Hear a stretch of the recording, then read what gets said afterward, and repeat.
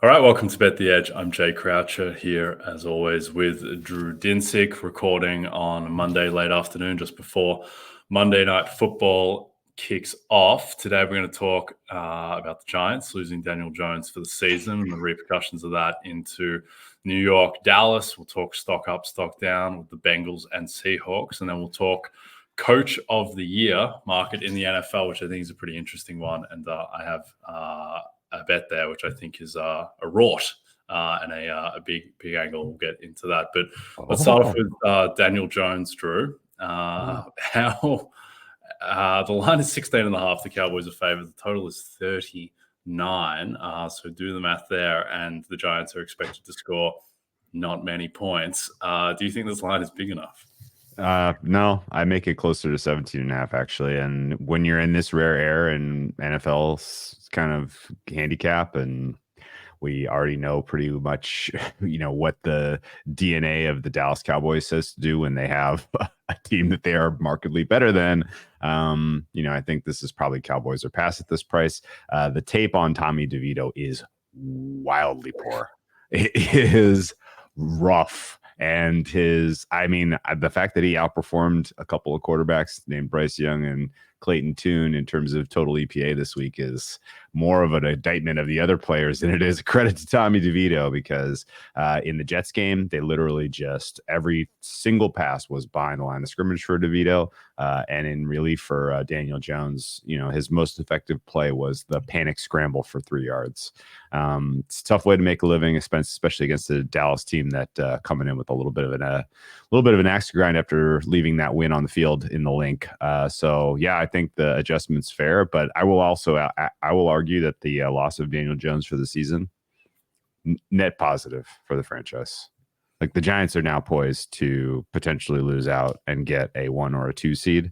A 1 or a 2 pick in the NFL draft. And you know what that means? They're going to get one of the top 2 quarterbacks probably. So they can hit a quick reset on this franchise. I like the GM. I like Dable, even though he stole Coach of the Year last year. I think that, with a, franchise chip in place at the quarterback position, you can realistically expect that things turn around there pretty quickly. They've been bitten pretty bad by the injury bug this year, particularly on that offensive line. And, it's if you had Tommy DeVito and you inserted him with a good coaching staff, with a team that was otherwise really healthy and, had a bunch of, decent talent, then that would be one thing. But that's not what we're looking at here. This is a really, really rough situation to be in. There's no pass catchers for the Giants that can really create separation. And the offensive line is still just performing at the 32 out of 32 level. So, yeah, I think the Giants are drawing dead in this one. And I think that if you're a Giants fan, I think you should probably be kind of quietly excited, because this could have been a longer term negative decision to extend Daniel Jones. And the way it's worked out with his injuries this year and the losses they've sustained already, you're actually primed to bounce pretty quick. Does that all make sense?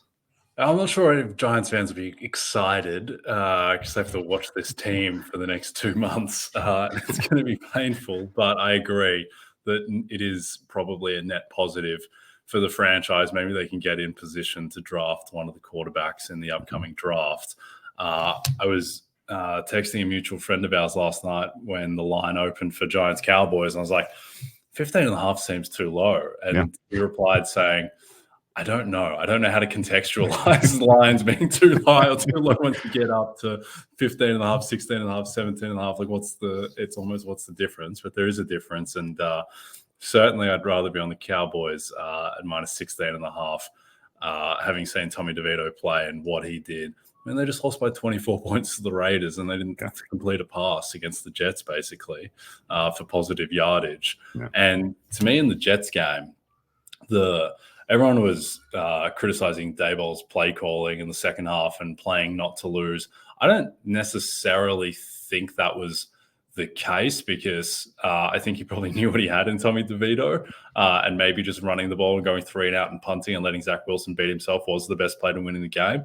Mm-hmm. The issue with Daboll is that he had 2 weeks to train up his backup quarterback. Yes. And he was not in a position to be able to complete a pass forward with the ball, which was a complete mess. And you got a whiff of it could be Barkley, right?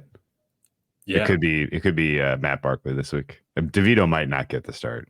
Yeah, which is, I don't know, Matt Barkley. I generally like going with untried quarterbacks because you just never know if Jaron Hall might be halfway decent. You never know if you're just sitting on the next Dak Prescott, Russell Wilson, Brock Purdy. But we know what Matt Barkley is, unfortunately, and he's not very good. So, yeah, that wouldn't change my opinion too much about the line if it's Barkley instead of DeVito. What an incredible turn of events for the New York Giants. Oh my goodness. DeVito. All right, let's get to some better teams. But first, reminder that all eyes will be on East Rutherford on Sunday night. Drew, you don't want to miss the matchup between star Sauce Gardner and Devontae Adams as the Raiders travel east to face the Jets. Coverage starts at 7 p.m. Eastern, only on NBC and Peacock. A game stunningly with AFC wildcard implications. As we talked about yesterday, kind of a better matchup than anticipated.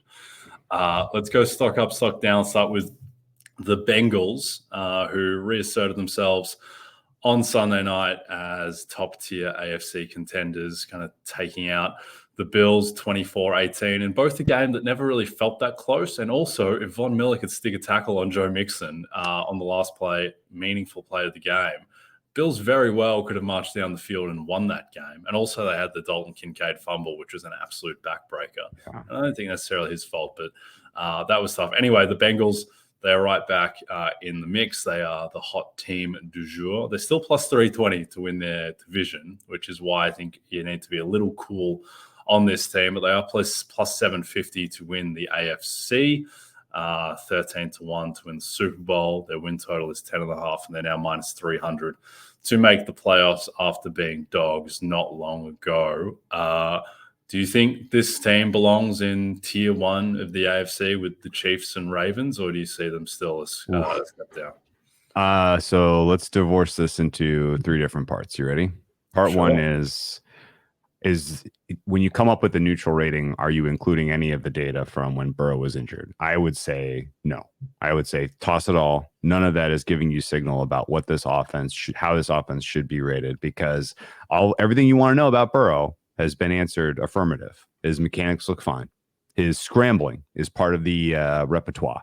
In fact, his kind of decision-making as a quarterback looks like he is kind of on the expected progression of continuing to make great decisions at the quarterback position.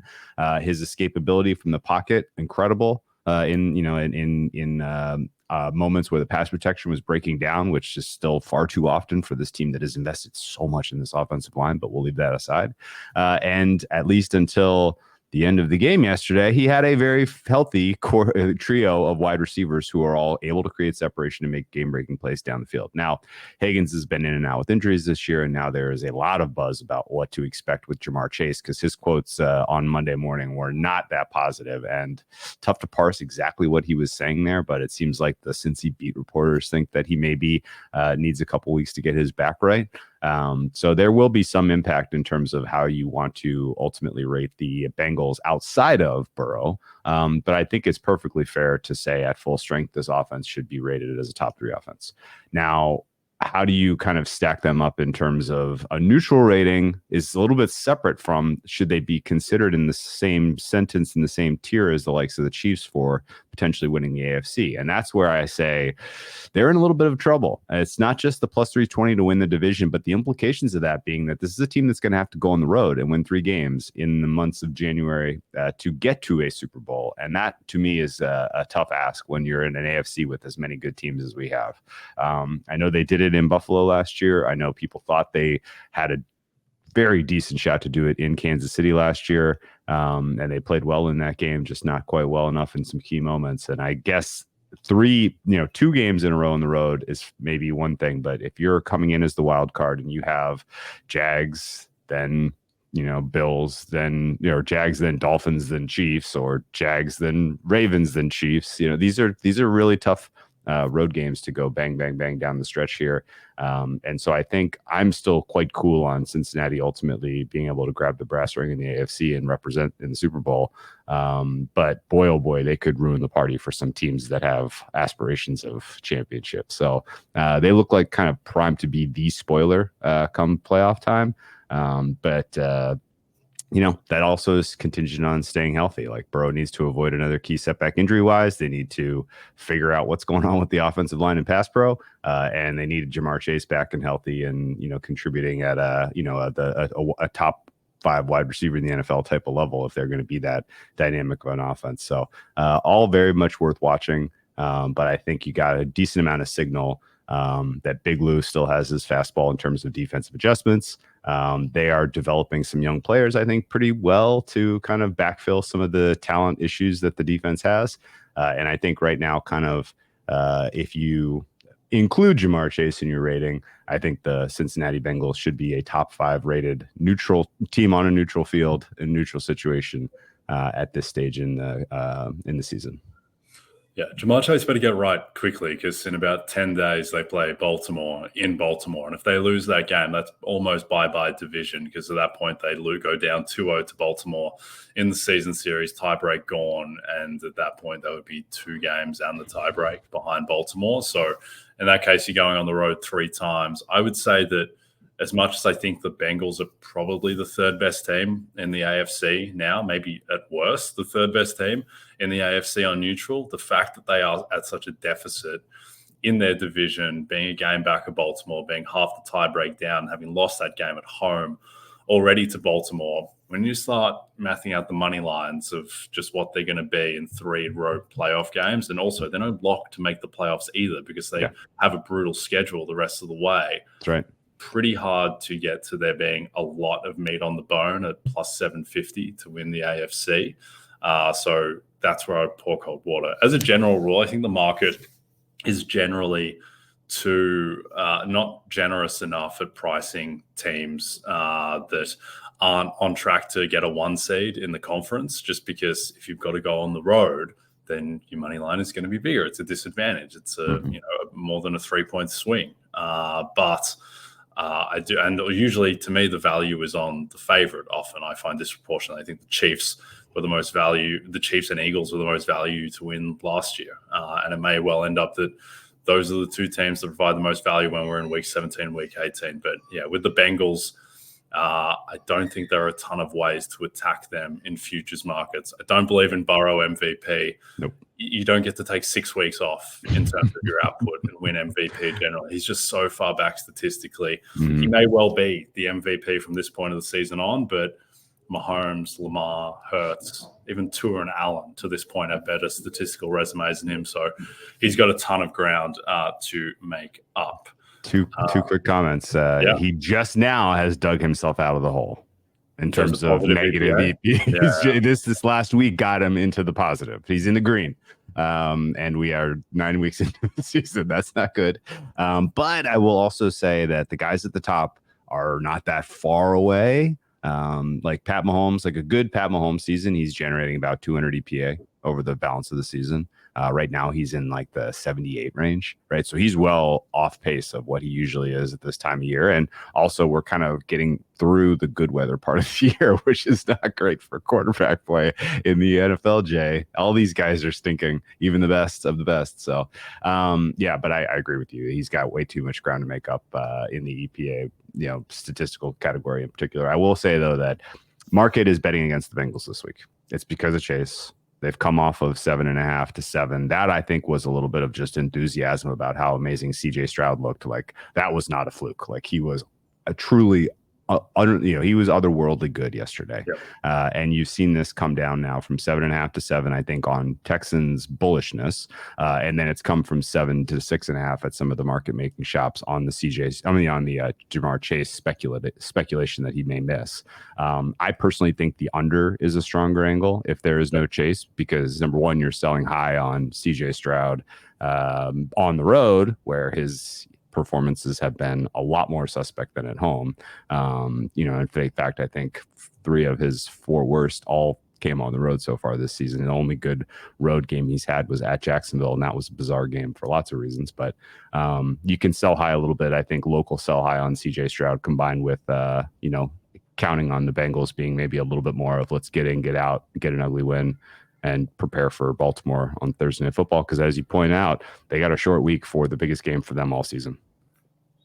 Yep, that will be a monster. All right, let's get to the Seahawks. Stock down after getting everything knocked out of them in Baltimore, 37-3. Ravens cover the line by 28 points and completely wax the Seahawks. And I think just reinforce.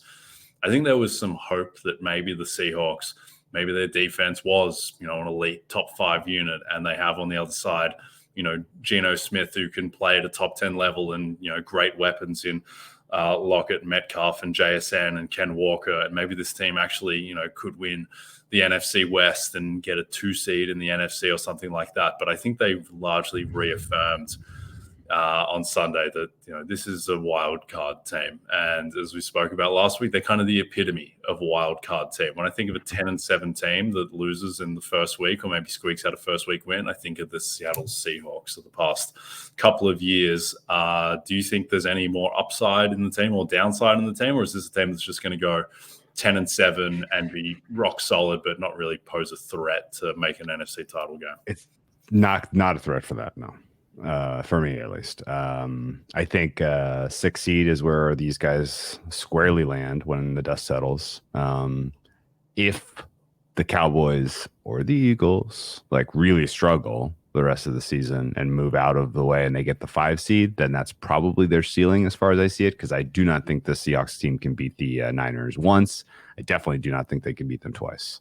So the West is out of the picture as I see it, just the way they match up. And they're going to match up poorly against teams that have well-coached defenses. If you have a good defensive coordinator and if you have good personnel, and just basically if you have a complete defense, right?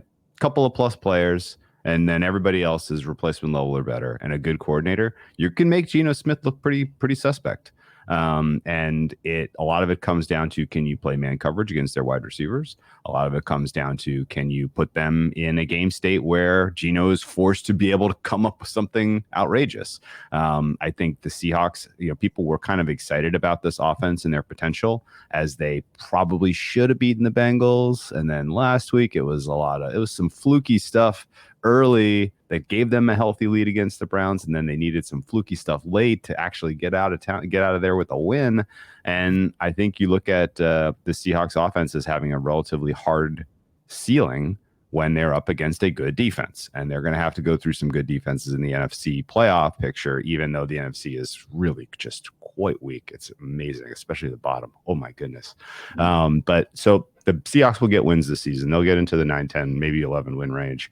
But I, again, think that squarely lands them in the 6 seed. And depending on the matchup of who they draw in the 3, yeah, they could get to round 2 of the playoffs. Sure. But they would be 8-point dogs in Philly, and I would probably take the Eagles if that's your 1-6 matchup. So, yeah, that's probably where it comes to an end. But I will say this. I do think the Seahawks are a bet on this week. I have bet them already. I bet them at 6. We saw the market adjust them down a smidge from 6.5 to 6 on the look ahead. But mostly, and now it's been bet back up already. So it's trending towards 7, but I think it probably lands here at 6.5 for the duration of the middle portion of the market cycle here. And it comes down to the fact that the Commanders are the opposite of the team that I think can really give the Seahawks trouble. They don't have cornerbacks that can really thrive in man coverage. They don't have matchups for DK Metcalf and Tyler Lockett and JSN. And I think in general, the Seahawks defense, which, when they ramped up the pressure against Daniel Jones and the Giants on Monday Night Football, week 3, they turned him into an absolute turtle. I would expect a lot of that same approach will work effectively against Sam Howell. They could come out of this game with 5-6 sacks and a couple of turnovers and make this one look pretty good. So be prepared for the Seahawks fans to be feeling a lot better about themselves come Sunday night. And I think laying under a touchdown is a fair play this week. Yep. This is the type of game that a 10-7 wild card team wins, taking out the Commanders at home as 6.5 favorites. All right. Before we get to Coach of the Year, a reminder that Saturday, November 11th at 11 a.m. Eastern, Vaughn Dalzell, Brad Thomas, and Eric Froton are answering your college football betting questions for Week 11, including a massive Big Ten matchup where number 3 Michigan heads to Happy Valley for a battle with the 11th ranked Penn State. All right. NFL Coach of the Year. I think there's a rot in this market, but before we get to that, just quickly as an aside, There is one big rod in the NFL awards markets right now, and it's been sitting there for 9 weeks now. And Damar Hamlin is still even money to win Comeback Player of the Year, when, in my opinion, he should be minus 2,000. I get that he doesn't play. It doesn't matter. Drew, there are only 2 men, only 2 blokes who have ever come back from the dead, and they didn't have Comeback Player of the Year back when Jesus of Nazareth was around. So Damar Hamlin's going to have to win for both of them. Mm-hmm. He's going to win this award, barring a massive outlier that I cannot foresee. I think he should be minus 2,000. Do you have any thoughts on that before we get to Coach of the Year? I mean, the rest of the pool is drawing dead, not to make a bad pun, but I don't see any cases, any narratives at this point that can kind of really shake this free. And I mean, honestly, like, now that we're past this Bengals game, and just in general, considering the state of the Bills defense, like, he might play some down the stretch. Like, you know, it's not out of the realm possibility that, you know, some of the, hey, we're going to integrate him back slowly. He's getting more practice reps. They may be feeling more comfortable internally playing him more down the stretch. And so that would just solidify things here. My guess is that we're at the midseason mark. You just had that big game with all that attention and rehashing the entire story. Everybody's writing their columns this week of, well, yeah, comeback player, easy, Damar Hamlin. That nothing can realistically happen between now and the end of the season that change people's minds. I don't think so. We're aligned on that one. I think that one's pretty soft price, and I don't know. Maybe by the time we get to the weekend, it'll be minus 2,000. Who knows? Yeah, I think it should be. Some of these names at the top of the board. Lamar Jackson for comeback player. What's his comeback story? He went from a unanimous MVP to an all-pro quarterback back to a MVP candidate. Congratulations, Jamal. You've come back from being the 7th best quarterback in the league. Now you're the 2nd best quarterback in the league or something. That's the comeback story. Josh Dobbs. We'll talk about Josh Dobbs in a second, but there's no comeback. He never arrived. He's arriving now. Should we give CJ Stroud comeback player of the year for playing really well and the anguish of only getting drafted 2nd instead of 1st? It's completely ridiculous. Who are these candidates? I don't understand why Tua is 2nd. Yeah, I don't get Tua either. I don't get that too. I get it with Breece Hall. I get that a little bit. I just don't think he's going to. I don't think he's going to beat Damar Hamlin. And also, like, I get it a little bit with Chase Young, but just imagine a voter sitting down at the end of the season and writing in 1 Chase Young, 2 Damar Hamlin. It's just not going to happen. I just don't see that at all. Anyway, NFL Coach of the Year. Dan Campbell is still the favorite, as he has been for a while now, plus 200. Mike McDaniel is 4-1. Don't agree with that. D'Amico Ryan, 6-1. Robert Saleh, 6-1. John Harbaugh, Nick Sirianni, and Doug Peterson follow them. Do you have any big plays in this market? Yes. Sitting on a big fat Mike Tomlin. Paper ticket, offshore bets. No way to cash these out. And good. You think that's good? Well, you probably would have cashed them out after week 1. I would have thought hard about it, yeah. But you know, I like that kind of. There is some sentiment in the midseason columns about Mike Tomlin and sort of the voodoo that has gotten this team to 5 wins, and presumably with the matchup against Jordan Love, who is probably not an NFL quarterback. 6 wins to start the season. 6-3 would be pretty unbelievable considering the talent deficit that he faces relative to the rest of the AFC. I mean, true talent, the Steelers are tied with the Patriots for the worst team in the AFC. Is that crazy to say out loud? I don't think it is. I think I think you can maybe you want to make an argument about the Colts. Okay, with Gardner Minshew, fine. You want to make an argument about the Raiders? No, Raiders, they got some talent on that team. So, you know, it's pretty amazing that with the lack of offense, they've been able to find ways to win games, and that's been kind of the Tomlin staple. And we talked about this in the preseason. The lack of him ever having recognition in this market was always sort of a kind of a weird. I wonder if there's going to be a correction at some point, and this season with a team that was expected to finish 4th, if they popped a little bit, like, would he finally get the recognition, get some votes, and get some consideration? I think it's still possible, but it's still like a super, it's a very, very, very narrow path that he needs to kind of thread the needle here to get this award, I think. And so I would look elsewhere. I agree that Man Campbell should be sort of the current market favorite just because the narrative and the story about the Lions and what they've done after so many years of futility is just a good story to write. It's a good vote to cast. You feel good writing Man Campbell at the top of your ballot there. And especially if the Lions get a top 2 seed, which I think is possible. Now, considering they have a softer schedule than some of these other kind of elite NFC teams. So I think that's probably where we stand in terms of market favorite. I think McDaniel, some of the shine is off with the losses to the elite teams. And I'm intrigued what you think of Mr. Kevin O'Connell after what we saw on Sunday, and why I am especially intrigued at your thoughts. You see the last 3 games of the season are versus Detroit, versus Green Bay, and at Detroit. So you get 2 KOC versus Man Campbells in the final 3 weeks of the season. And really, if they just win that home game, the voters might decide it's Kevin O'Connell before we even get to the at Detroit to end the season. So kind of an interesting situation there, because I mean, if you want to grade it on merit, like what he did yesterday, what he's done this season, moving this team forward in year 2, all of it's very impressive. So I definitely think that's kind of the outsider choice right now. What about you? Yep, that's my man, Kevin O'Connell. I think he should be the second favorite in the market behind Dan Campbell. He's 22 to 1 right now. There's still some 25 to 1 about. And look, there's a few ways to think about this. I think, look, firstly, I think he is probably the favorite to have the best case on merit. That doesn't necessarily mean he's going to win, but that certainly helps. He's gone 4-0. He's gone 4-0 with Justin Jefferson on IR. He started 3 different quarterbacks. Marcus Davenport's on IR. He missed Christian Darrisaw yesterday. And you read some of the stories about the game against Atlanta. The fact that they're playing in a hurry-up offense so that Josh Dobbs can get to the line of scrimmage more quickly, because at 15 seconds on the play clock, the quarterback's headset turns off and he's not allowed to hear the coach anymore. And so they're getting to the line of scrimmage more quickly so that Kevin O'Connell can tell Josh Dobbs at the line what he's going to see. Here's what's happening on your left, Josh. Here's what's happening on your right. Here's what you do. That's completely insane that they were able to win that game.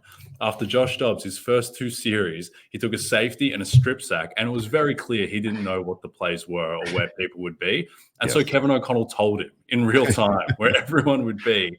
And they won that game against, they're not a great team, the Falcons, but they're a real team, and they're a team that's in the playoff mix. And now the Vikings have the tiebreak there. And so I think that if they make the playoffs with everything that has happened to this team, with Kirk Cousins playing at kind of borderline MVP ballot level, and then just to tear his Achilles and just be gone, if they are able to make the playoffs after that, after losing Jefferson to IR, I think that he will have the best case on merit. Now, the question is whether that will resonate with voters. I think there's a decent chance it will, because, one, his schedule is quite friendly. He has a home game against the Saints this week, which will be key. And then it's at Denver, home Chicago, bye, at Las Vegas. That is a very cushy next 4 weeks while they get Dobbs integrated, while they get Jefferson and Darrisaw back. Then it's at Cincinnati. That's tough. But then the last 3 weeks, to your point, this is what I love about this bet, is that he can take out the favorite himself. Yeah, because he gets Campbell at home in week 16. Then he gets home Packers on a game that right now is the Sunday night game on NBC, which I think is probably going to get flexed out. It would be nice if that was a Sunday night game, but I don't think it's going to be. In any case, if he just does the double there of beating Detroit at home and then beating the Packers at home, which presumably at that point, all things being equal, will have clinched a playoff spot, I think that at Detroit game at the end of the season may not matter. But the other thing too is that by my numbers, I make the Vikings plus 520 to win the NFC North. Okay. If he does that, then Dan Campbell can't win Coach of the Year. And I think that's very hard to beat. That is so hard to beat as a Coach of the Year case, Kevin O'Connell winning the division. And I think he can win without the division. If he goes 10-7, makes the playoffs, I think there's room for that story to really take hold. So, yeah, there's a lot of factors. That's why I think that O'Connell is the best bet in the market. And I think that Campbell is the rightful favorite just because he has such a clean path to being a strong kind of default winner. Goes 12-5, 13-4 Lions win the division. Everyone will feel fine about that, to your point. But O'Connell, I think, has the ingredients there. And also I think he gets like the Monty Williams latent respect from the previous year where he went 13-4 with a pretty bad team. And now this year to be able to be doing what he's done. Eric Eager also tweeted out that the Vikings, they commit the least penalties in the league, which is actually really key. And I think they're just well coached, period. Yeah. They're just getting more out of their talent, which I think is kind of the epitome of Coach of the Year. So I think a lot of stuff is lined up for O'Connell. I make them plus 255 to win 10 plus games. Okay. If he does that, then I think he's in very good position. I make them plus 840 to win 11 plus. If that team goes 11-6. I think it'll be pretty hard to beat. Okay, so the other side of the handicap, and I was with you, but a little skeptical until the very end, where you're basically like, you can bet Kevin O'Connell 25-1 as a proxy for betting Vikings North right now, and the true odds being somewhere in the 600, 500 range. Just that compounding that is awesome, and that you do have an out that doesn't require them to win the North is very valid. Right now, I think the 7th seed it's warm for them to take it if Josh Dobbs does not play as poorly as we saw him play at times in Arizona.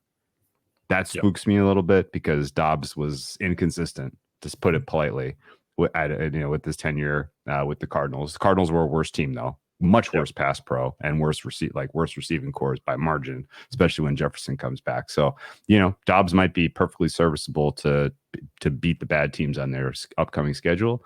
I think what we need to happen, Jay, we need them to beat the Lions that game gets flexed into primetime or something like that. Beat the Lions on Christmas Eve, and then he gets the opportunity to do the Brian Dable. I'm just gonna flex on a team that just absolutely stinks out loud, as Green Bay is kicking the tires on Sean Clifford at that point in the season, and the Vikings beat them 40-3. And then you're like, well, it's clearly Kevin O'Connell. Everybody decides before we even get to the last week of the season with the rematch against the Lions. So it's not as narrow a path as Mike Tomlin has to walk. I'll tell you that much. I like this. Yeah, I think I've got Tomlin. He's 4th favorite to me, and the market thinks a lot. What the market has him outside the top 7, which I think is. I think that the Steelers, there is such a stench around that team that it helps his case, because everyone, to your point, no one understands how this team is 5-3 when they've been outgained in terms of yardage in all 8 games. And they do have, to your point, a very clean schedule of opponents where, they're playing that stretch of week 13 through 15, Arizona, New England, at Indianapolis. Yikes. They sweep those games and beat Green Bay this coming week at home. Then all of a sudden, that's 9 wins on the schedule. And then if you've got 9 wins going into Cincy, at Seattle, at Baltimore, which is a tough close, but they've got the Saturday game against Cincinnati in week 16 at home. I mean, if they win that, then all of a sudden, I think Tomlin, he's right there. And I like his case now more than McDaniel. Has a bit of a stench because he loses every single big game that he plays. I think his price is poison. D'Amico Ryans and Bill Barnwell wrote about this in his midseason awards column. D'Amico Ryans is a defensive coach, and the Texans have a bad defense. And CJ Stroud is the epitome of that team. That's CJ Stroud's team. I think he's going to get the credit there over D'Amico. I think D'Amico can win, but I don't like his case as much. And then there's been a lot of buzz around John Harbaugh, which I don't really understand, because one, they have the hardest schedule remaining in football, and they're going to accumulate a couple losses. And if the Ravens are 13-4, I don't really see how John Harbaugh is winning Coach of the Year off of that. I think Lamar Jackson just gets the credit there. I see Harbaugh as closer to an Andy Reid type of candidate, honestly. He's just not going to be in the mix whatsoever. Peterson's in trouble. We talked about that yesterday with Kansas City now having being in the box seat for the 1 seed, or at least having the tiebreak over Jacksonville. Robert Saleh, it's tough to talk about because we're recording before Monday Night Football. He wins that, he's right in it. He loses that, he's on life support again. And Nick Sirianni is an interesting one. I just think that if he didn't, if he wins it this year, don't even speak it into existence, Jay. If that happens this year, I think that, not having it. Yeah, no, I don't think he's going to win. He would probably be on my ballot, but he would have been on my ballot last year, and he didn't finish in the top three. Also, he's going to get eaten up by the schedule. I hope so. I mean, I don't hope, but I definitely think that it's very likely. It's very likely. The one final kind of comment and thought that I'd like your opinion on Kevin O'Connell thing. There are probably some of the older voting bloc who will be like, how can I vote for Kevin O'Connell when he won 10 games this year compared to 13 last year? Right? Like, there could be some people who do that nonsense. I hope that that's a pretty small subset of the voting bloc, because let us not forget that these Vikings team was an 8.5 win total team with Kirk Cousins. Yep. And if they win 10 games with, half their season, with Josh Dobbs under center, who wasn't on the team, 5 days ago, like, that's crazy. And it absolutely warrants sort of, some resetting of the expectation there. I just don't know if people are thinking about it as hard as we are. Do you? Yeah, I think it's a little bit of a weird one, but I think what helps him there is that when you have a new quarterback, it feels like a new team. And I don't think they're going to get compared to last year because they've had so much more adversity this year. And I think he just has so much more narrative. And everyone knew the team wasn't that good last year. And this team actually was thought of as good before Cousins went down. So I don't think that's going to hurt him too much just because of all the injuries and that feeling like a new team. And I think he will actually get credit for last year, being like, this guy went 13-4 with a not great team last year that lost to the Giants in the playoffs. So clearly they weren't very good, but they won 13 games somehow. And now he's gotten them back to the playoffs with, 3 different quarterbacks and the best skill position in football, arguably, going on IR. So I think he will be okay there. To me, how he would go down is just that it's just a weird award and it's subjective. Whoever wins, it's because something ignites in the media or close to voting time. I would have thought that Kyle Shanahan winning 10 straight games and going 6-0 with the last pick in the draft is probably good enough to win Coach of the Year, and it wasn't.